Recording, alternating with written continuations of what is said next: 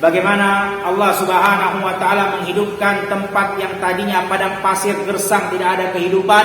Allah hidupkan tempat tersebut yang di situ ditinggalkan Hajar atau ditinggalkan oleh Nabi Ibrahim beserta anaknya. Allah hidupkan tempat yang ghairi dzar'in, kata Allah, yang tidak ada kehidupan sama sekali, dengan Allah keluarkan air Zam-Zam yang sudah kita sampaikan bagaimana kisahnya. Allah Subhanahu wa taala mengeluarkan air Zam-Zam dari hentakan kakinya Malaikatul Jibril. Kemudian Hajar yang pada saat itu adalah ibunya Nabi Ismail alaihissalam membuat air Zam-Zam itu menjadi satu tumpukan, tidak mengalir kemana-mana. Dikatakan dengan Zam-Zam, Zam-Zam artinya berkumpul. Kemudian kita juga sudah sampaikan setelah itu Allah Subhanahu wa taala memperjumpakan kembali Nabi Ibrahim dengan anaknya, dan setelah itu pula Allah Subhanahu wa taala memerintahkan langsung Nabi Ibrahim untuk menyembelih anaknya. Itu tentang hal-hal yang telah kita sampaikan di pertemuan yang lalu. Begitu pula setelah Nabi Ibrahim menyembelih anaknya, yang kemudian Allah Subhanahu wa taala menggantikan sesembelihan tersebut dengan seekor domba yang gemuk. Kemudian Allah Subhanahu wa taala perintahkan juga Nabi Ibrahim beserta anaknya Nabi Ismail untuk membangun Baitullahil Ka'bah. Nah, insyaallah pada pertemuan kali ini, setelah kita membahas terbentuknya kota Mekah Al-Mukarramah, kita akan masuk ke dalam pembahasan bagaimana sih kok bisa tiba-tiba orang Mekah atau orang Arab atau orang Quraisy menjadi orang yang disebut musyrik, yang menyekutukan Allah Subhanahu wa taala. Padahal tadi kita sudah sampaikan di pertemuan yang lalu bahwasannya Nabi Ibrahim yang membangun Baitullahil Ka'bah, begitu juga kota Mekah Al-Mukarramah terbentuk dengan pengawasan Nabi Ismail alaihissalam, yang pada saat itu penduduk pertamanya kota Mekah dari suku Jurhum.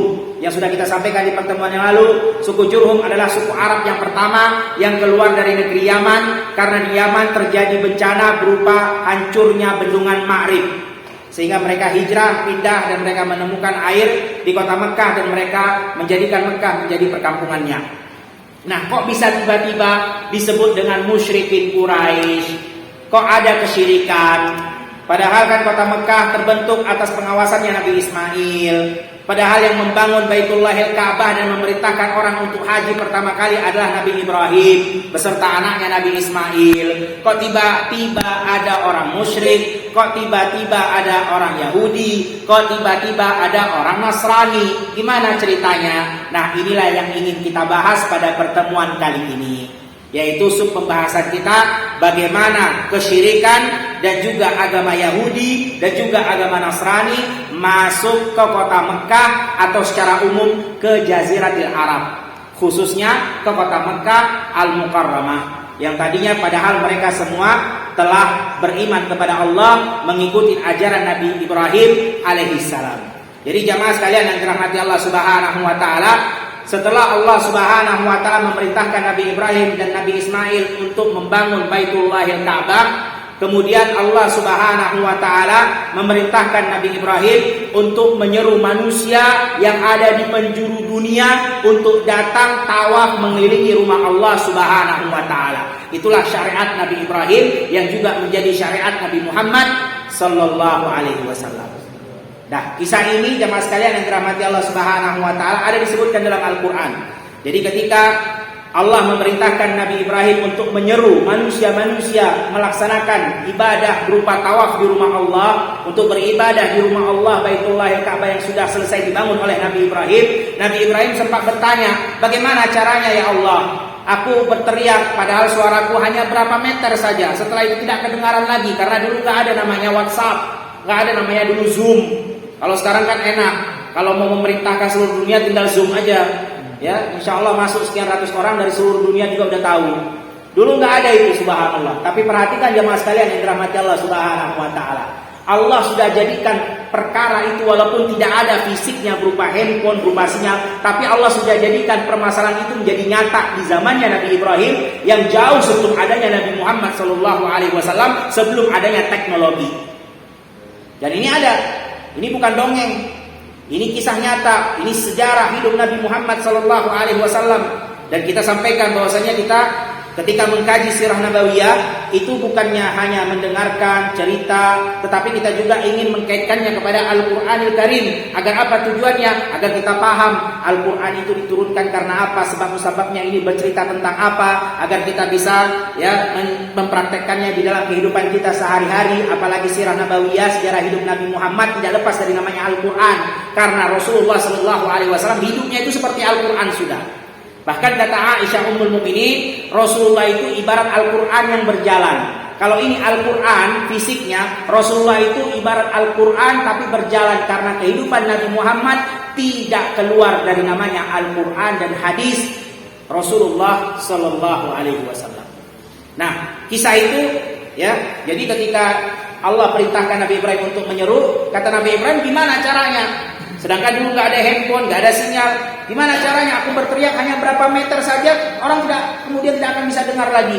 Tidak ada namanya toa. Bikinlah ada toa. Toa pun hanya berapa meter saja. Ya. Tapi kata Allah Subhanahu Wa Taala, teriak saja, urusan sampai tidak sampai, aku yang sampaikan. Nah ini jamaah, kita ulang sekali lagi, sebagaimana yang telah kita sampaikan di pertemuan yang lalu. Perhatikan, Nabi Ibrahim dan keluarganya, Hajar dan anaknya Nabi Ismail, mereka mendapatkan pahala semua orang yang beribadah umrah dan haji seluruh dunia sampai hari kiamat. Modalnya nggak banyak jamaah, nggak butuh MM-an modalnya. Modalnya cuma mereka dengar, kemudian mereka taat, laksanakan. Itulah seharusnya sikap seorang muslim ketika mendengar perintah dari Allah, baik di dalam Al-Quran maupun di dalam hadis Nabi Sallallahu Alaihi Wasallam. Jangan bilang nantilah, kenapa begini, kenapa begitu. Jangan. Kalau memang kita tahu apa hikmah di balik itu, apa alasan diperintahkan itu, alhamdulillah, itu bagian daripada ilmu.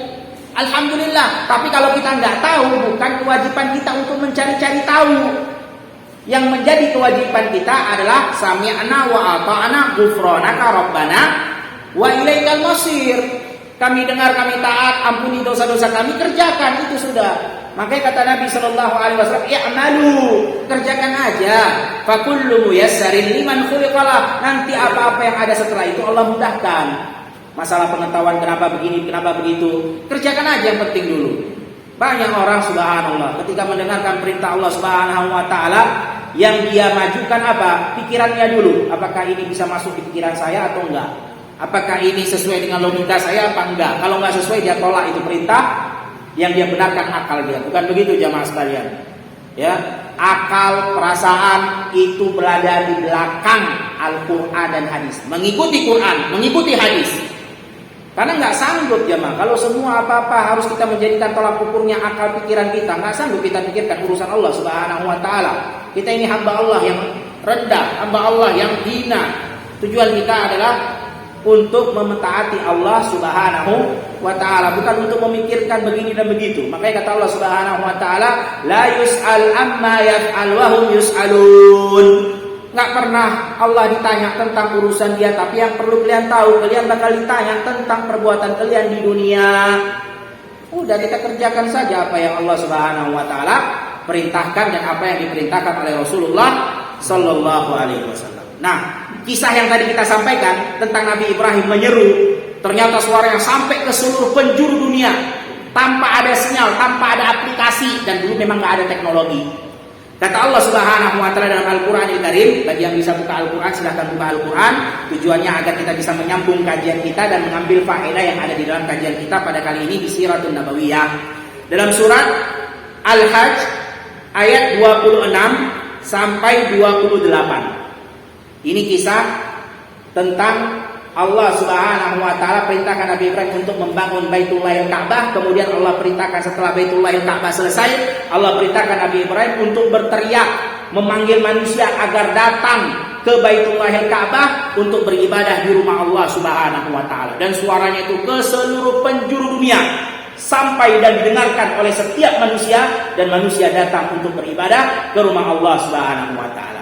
Kata Allah Subhanahu Wa Taala dalam surat Al-Hajj ayat 26. Bagi yang bisa buka Al-Quran, falyatafaddal mashkura. Kata Allah Subhanahu wa taala, "Wa id bawwa'na li Ibrahim makana al-baiti alla tusyrik bi syai'an wa tahhir baiti lit-ta'ifin wal qa'imin wal ruk'a'is sujud wa 'addin fin nas bil hajji ya'tuka rijalan wa 'ala kulli dhamirin ya'tina min kulli fajjin 'amiq liyashhadu manafi'a lahum wa yadhkuru ismallahi fihi ayyamin ma'lumat 'ala ma razaqahum min bahimatil an'am kulu minha wa 'at'imul ba'isal faqir." Ya, ini kata Allah Subhanahu wa taala ketika Allah Subhanahu wa taala memberikan tempat kepada Nabi Ibrahim, yaitu Baitullahil Ka'bah tadi.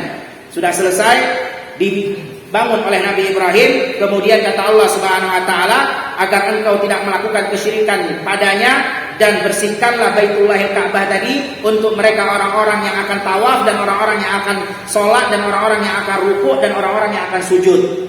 Kemudian kata Allah Subhanahu wa taala, dan teriaklah wahai engkau wahai Nabi Ibrahim kepada manusia untuk melaksanakan haji, untuk ibadah di rumah Allah Subhanahu wa taala.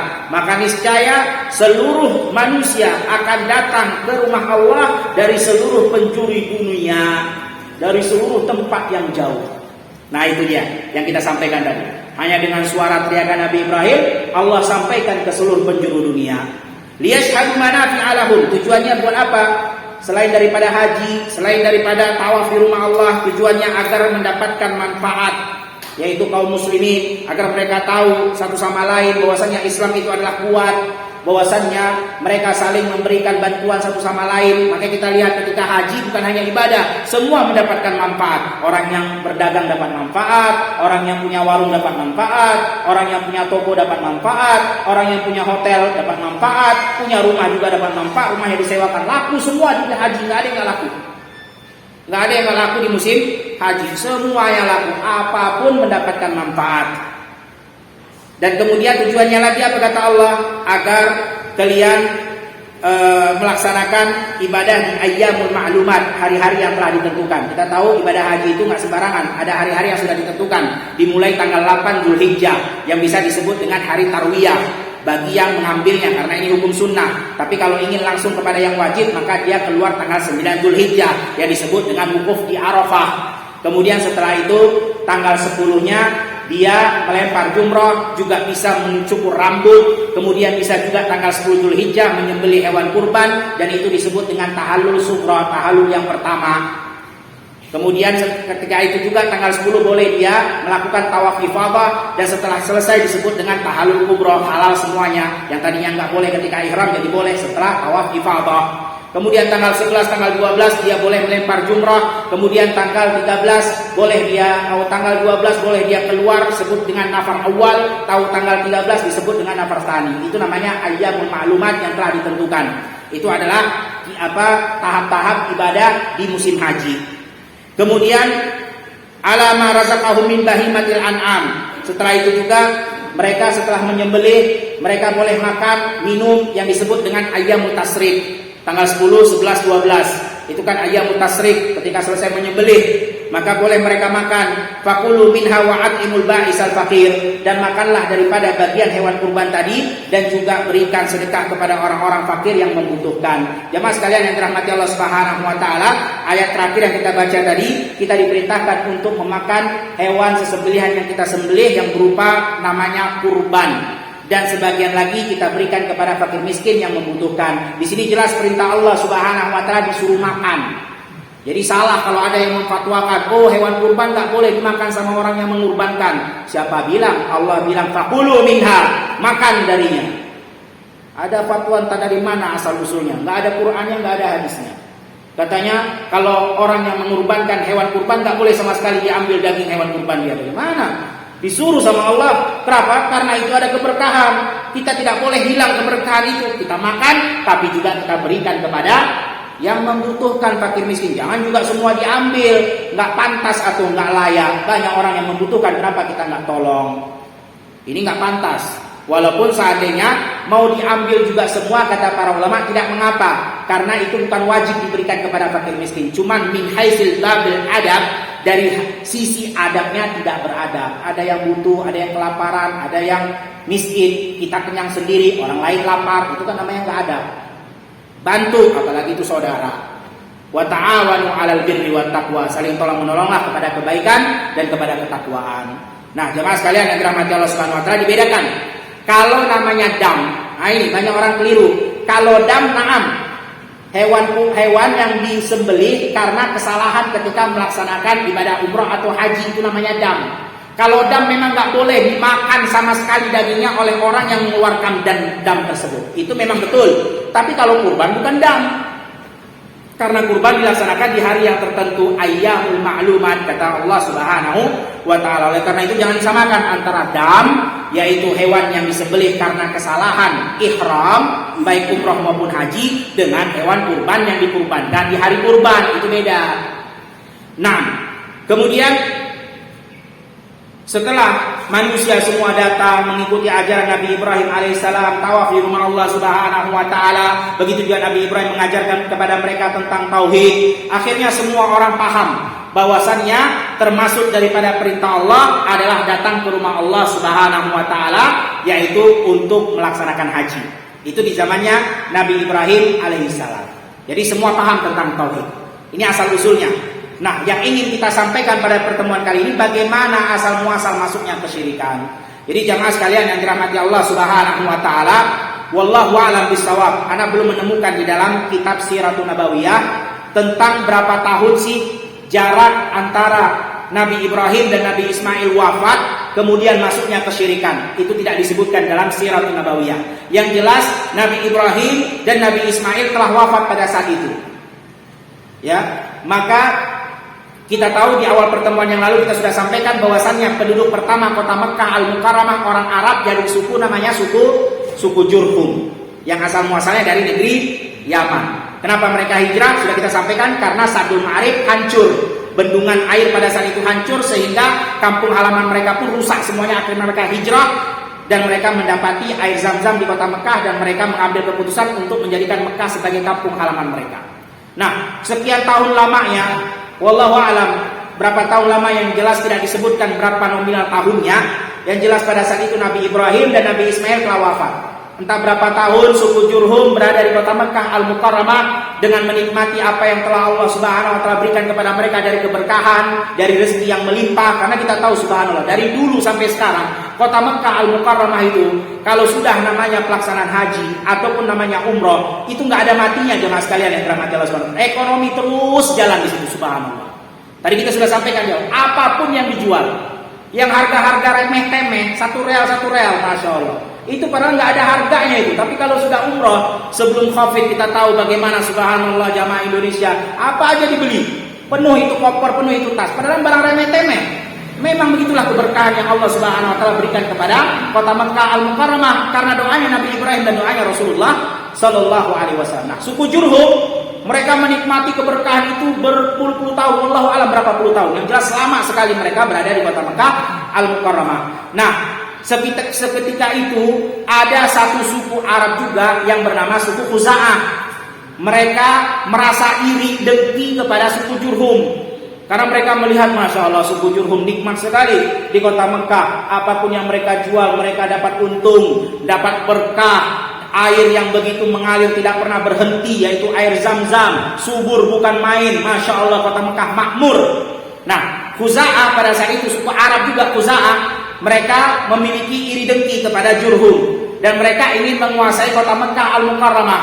Memang dari dulu sampai sekarang seperti itu, orang iri kepada Mekah jemaah. Siapapun itu bayangkan, tidak ada promosi yang mereka tulis di iklan di YouTube dimanapun, tidak ada promosinya, cuma dari Al-Quran aja. Orang datang mau tak mau, karena umroh dan haji harus dilaksanakan kaum muslimin, terlebih lagi haji. Tidak perlu mereka susah payah ya mengatakan ini dan itu, semua datang. Setiap tahun wajib kalau mampu untuk datang ke situ. Subhanallah, betapa berkahnya Allah berikan kepada kota Mekah Al-Mukarramah. Dari dulu sampai sekarang orang iri dengkinya gara-gara itu aja. Orang capek susah payah mempromosikan tentang tempat pariwisatanya, tapi yang datang cuma berapa orang. Ya, bukan dari seluruh dunia juga. Ini seluruh dunia tanpa susah payah, tanpa iklan yang begitu banyak, cukup Al-Quran aja promosinya. Semua datang bahkan wajib. Nah, Khuza'ah pada saat itu juga iri dengki kepada suku Jurhum. Wah, ini suku Jurhum enak benar ini di kota Mekah. Akhirnya mereka mengumpulkan pasukannya, suku Khuza'ah. Lumayan banyak pengikutnya pada saat itu, yang dipimpin oleh Amr bin Luhai. Ingat namanya. Dari sinilah mulai masuknya kesyirikan, dan dari sini pula setelah itu masuknya orang Yahudi dan orang Nasrani. Suku Khuza'ah kemudian berhasil mengalahkan suku Jurhum. Tetapi suku Jurhum sebelum mereka diusir, sebelum mereka dikalahkan, mereka sudah tahu bahwasannya mereka tidak sanggup untuk melawan Khuza'ah. Suku Khuza'ah karena jumlahnya lebih banyak daripada suku Jurhum. Akhirnya mereka pun mengubur sumur Zam-Zam, yang pada saat itu mereka katakan jangan ada yang mengetahui atau jangan ada yang memberitahu satupun di mana kita kuburkan letak sumur Zam-Zam. Dan pada saat itu suku Khuza'ah nggak tahu, karena mereka bukan berasal dari Mekah. Mereka dari luar Mekah, cuman ingin mengusir suku Jurhum dengan memerangi suku Jurhum agar mereka yang bisa berkuasa di kota Mekah, akhirnya mereka yang dapat untung. Itu tujuan suku Khuza'ah. Nah, suku Jurhum juga ketika tahu bahwasannya pasukan mereka lemah, tidak sanggup melawan suku Khuza'ah, akhirnya mereka tutup sumur Zam-Zam itu. Mereka mengatakan, kalau kami nggak dapat, siapapun nggak dapat. Ibaratnya kalau saya nggak dapat cintamu, fisikmu pun jangan ada yang dapat. Begitulah. Kalau cinta kan begitu. Nah, ini kalau sumur Zam-Zam kan sumber kehidupan. Kita sudah sampaikan di pertemuan yang lalu. Kata Allah Subhanahu wa taala, "Wa ja'alna min ma'i kulli syai'in hayy." Kami jadikan dari air semua hidup. Ada air semua hidup. Tumbuhan hidup, ada tumbuhan, ada buah, ada burung, ada hewan, ada manusia, semua hidup.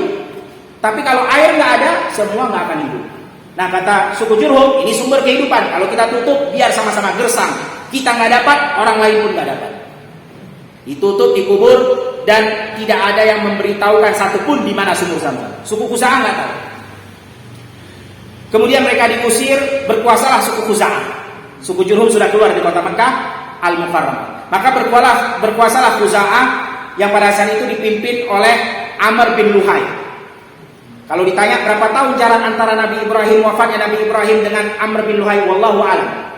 Tidak disebutkan nominal tahunnya. Yang jelas lumayan lama, bertahun-tahun. Kemudian Amr bin Luhai ketika memimpin, dia adalah sosok orang yang baik pada asalnya, orang yang punya sifat karim.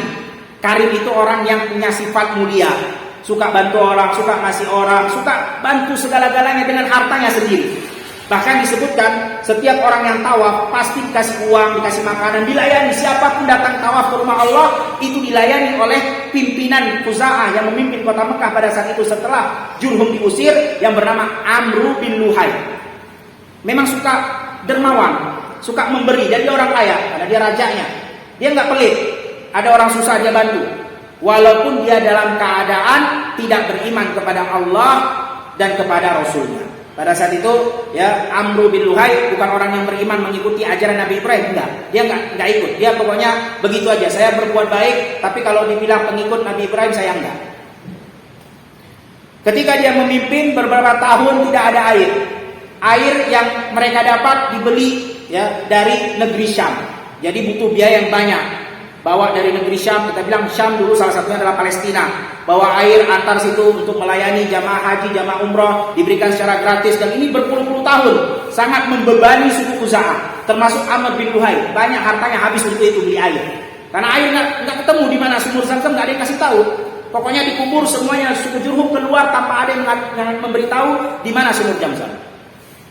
Akhirnya Amr bin Luhai, nah ini letak kenapa masuk kesyirikan di kota Mekah Al-Mukarramah. Amr bin Luhai berangkatlah ke negeri Syam.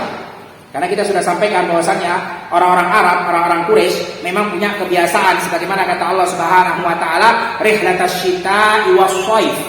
Mereka punya kebiasaan berdagang di musim panas dan di musim dingin. Pergi ke Syam, pergi ke Yaman, itu tempat mereka berdagang dulu. Orang Arab memang senang berdagang. Maka berangkatlah Amr bin Luhai ke negeri Syam untuk berdagang dan juga untuk membeli air seperti biasa. Karena mereka nggak punya air di kota Mekah Al-Mukarramah. Nah, sampailah dia di Palestina.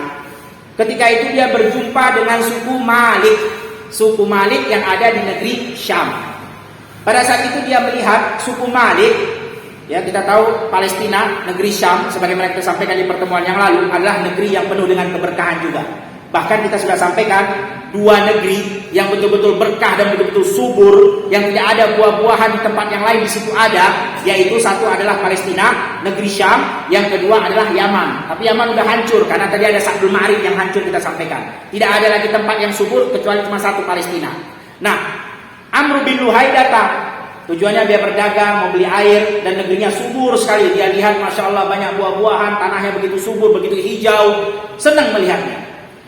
Pada saat itu dia lihat suku Malik, salah satu suku yang ada di Palestina. Mereka menyembah Allah, mengikuti ajaran Nabi Ibrahim, tapi ternyata mereka juga menyembah patung berhala.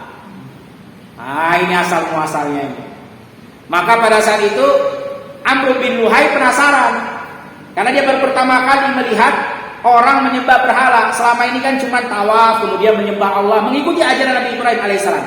Dia tidak ikut kepada Nabi Ibrahim, tapi yang dia tahu itulah yang dikerjakan oleh manusia. Dia lihat suku Malik mengerjakan itu, kemudian dia tanya, apa yang dia sedang kerjakan? Kata suku Malik, kami setelah menyembah Allah, kemudian menyembah kepada berhala ini. Dengan tujuan ketika Allah tidak memberikan, mana tahu berhala ini memberikan. Inilah jahil. Zaman jahiliyah. Jahiliyah itu artinya bodoh. Ya. Maka Amr bin Luhai pun berpikir, oh bisa jadi negeri yang saya pimpin bertahun-tahun saya nggak dapat air karena manusianya cuma nyembah Tuhan yang satu. Coba menyembah Tuhan yang lain seperti suku Malik, bakal subur seperti Palestina. Maka pada saat itu Amr bin Luhai sebagai rajanya di kota Mekah meminta kepada suku Malik untuk diberikan hadiah sebuah patung berhala, mau dibawa pulang, mau dicoba di Mekah, mana tahu mujarab. Daripada beli air terus habis duit, ya kan? Nah, ini Tuhan yang satu, Allah nggak ngasih, mana tahu berhala ini bisa ngasih, kan ada tempat pelarian kalau kata orang. Lo nggak ngasih, dia pergi ke sini. Akhirnya dia bawa namanya patung Hubal, patung yang besar sekali, dan dia letakkan di depan Ka'bah. Dan dia seorang raja, dan dia raja yang baik, yang dicintai oleh semua orang yang datang pasti senang sama dia. Kenapa? Karena diberikan bantuan, makanan, uang gratis. Memang dia orang baik. Dia nggak ada sifat bakhil, sifat ingin mengambil harta orang lain, menzolimi hak orang lain, nggak ada. Dia memang suka dermawan. Dan memang ada seperti itu orang-orang kafir yang punya sifat dermawan, jamaah. Dan jangan tertipu. Hanya hati-hati. Jangan kita nilai hanya sebatas apa yang kita lihat oleh mata. Karena penilaian, sebenar-benarnya penilaian adalah penilaian Allah dan Rasulnya. Jangan salah, banyak kaum muslimin sekarang subhanallah, begitu baru dikasih hanya beberapa makanan saja, hanya beberapa bantuan saja, hanya beberapa duit saja, langsung ini paling baik sudah. Orang Islam gak baik. Jemaah, yang baik itu adalah barometernya Allah dan Rasul. Dia baik kepada engkau, tapi dia gak baik kepada Allah, maka dia orang yang paling zalim. Gimana caranya? Allah memberikan kepada dia semuanya. Allah berikan napasnya, Allah berikan kepadanya, udara Allah berikan kepadanya, lalu dia menyembah kepada selain Allah dan tak percaya kepada Allah. Ini kan kurang ajar. Dan kekurangan ajaran seseorang itu tergantung kepada siapa kurang ajarnya dia, wahai jemaah. Sekarang coba kita perhatikan, mana yang lebih besar kurang ajarnya kalau kita kurang ajar dengan teman, dengan kurang ajar kepada kedua orang tua. Sama-sama nggak boleh kurang ajar, tapi kalau dibanding-bandingkan lebih besar kurang ajarnya kalau kita kurang ajar kepada kedua orang tua. Kenapa? Karena orang tua lebih banyak jasanya kepada kita dibandingkan teman. Ngezolimin teman nggak boleh, betul. Mukul teman nggak boleh, betul. Tapi kalau mukul orang tua lebih lagi nggak boleh. Kenapa? Karena orang tua lebih banyak jasanya kepada kita dibandingkan teman. Nah, ini bagaimana kalau yang dizolimi haknya Allah, yang seharusnya Allah yang dia sembah, padahal semuanya telah Allah kasih, udara, hidup dia ketika masih di perut ibunya, Allah yang berikan hidupnya itu. Kemudian dia nggak percaya, dia bilang itu bukan Tuhan saya, mending saya sembah Tuhan yang lain. Itu kan lebih kurang ajar. Itu yang menjadi barometernya orang baik atau orang jahat, bukan orang yang baik kepada dirimu.